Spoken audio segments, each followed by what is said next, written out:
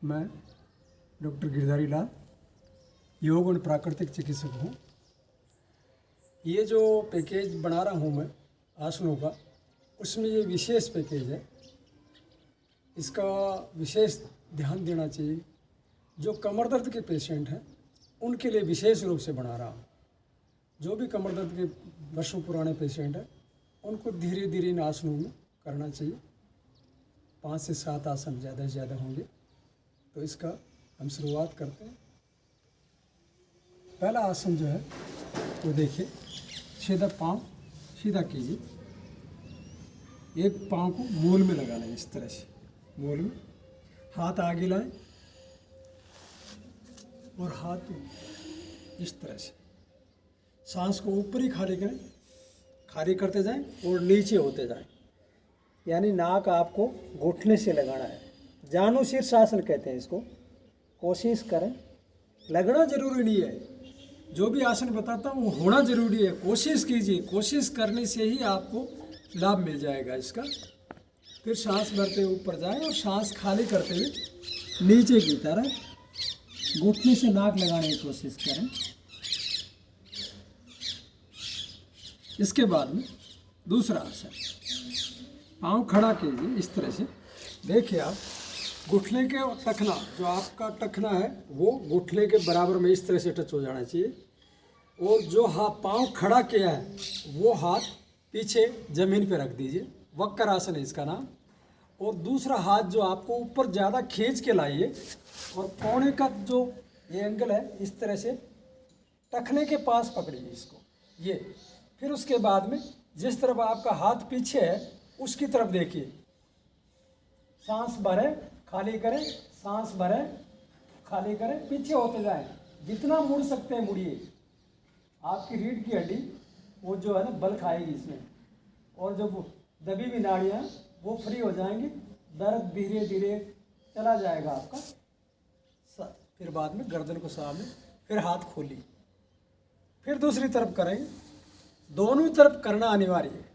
विशेष ध्यान दीजिए, दोनों तरफ करना अनिवार्य है। ऊपर खींच के लाएं, टखने के पास पकड़िए और फिर पीछे देखें। पीछे की तरफ जाइए, पीछे कंधा एकदम पीछे ले जाने की कोशिश करें, तभी आपके कमर में बल पड़ेगा। फिर सामने देखें, हाथ खोलें। इससे अगला आसन गोमुख आसन। एक पाँव नीचे ले जाए, दूसरा इसके ऊपर। जो हाथ, जो घुटना ऊपर है वही हाथ ऊपर से पीछे ले जाना है और दूसरे हाथ को पीछे ले जाके टच करने की कोशिश करें। सामने देखिए। ये शुगर पेशेंट भी करें, विशेष ध्यान दीजिए। शुगर पेशेंट भी गोमुख आसन करना चाहिए। इस पैकेज में गोमुख आसन के लिए विशेष महत्व है शुगर वालों के लिए। सामने देखें, कई देर तक बैठे रह सकते हैं आप इस तरह से। फिर उसके बाद में हाथ पाँव मोड़ लें, दूसरी तरफ चेंज कर लीजिए। जो ऊपर पाँव था वो नीचे चला गया है और दूसरा पाँव ऊपर आ गया। जो पाँव ऊपर है वही हाथ ऊपर से ले जाए पीछे की तरफ। फिर दूसरे हाथ को पीछे, इसको खींच के भी ला सकते हैं इस तरह से, ऊपर खींच के। फिर उसके बाद में इसको टच करने की कोशिश करें। टच होना जरूरी नहीं है, होना जरूरी नहीं है, परफेक्ट होना जरूरी नहीं है, लेकिन आप नियमित रूप से करिए, आपको निश्चित रूप से आराम मिलेगा। उसके बाद में हाथ खोल दीजिए, घुटना ऐसे ही रखें। इसके बाद में ये देखिए, घुटना खड़ा कर दीजिए। यही एक पहले जो गोमुख आसन में ही इसी को चेंज कर रहे हैं हम। अर्धमच्छिंद्र आसन है।